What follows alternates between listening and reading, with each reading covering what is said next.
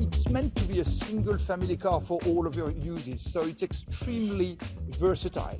It can be a four-door closed car, it can be a pickup, it can be an outdoor vehicle, but it also can be used for, let's say, in-city short-distance transport, as you wish.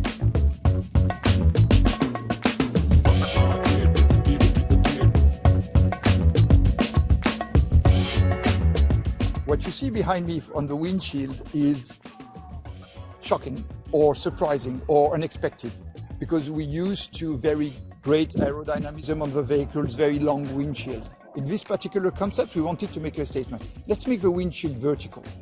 When we do this, we reduce the quantity of glass while improving the visibility. The side benefit is we use less material and we give less weight into the car.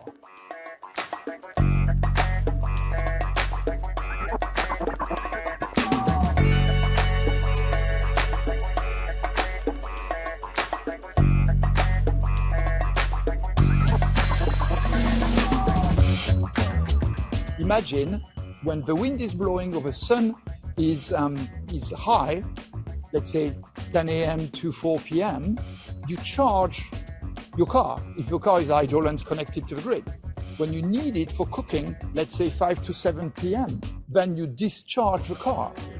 And then the car is becoming an active part of the grid, and you make the sustainable energy generation a usable source of energy for the peak of consumption.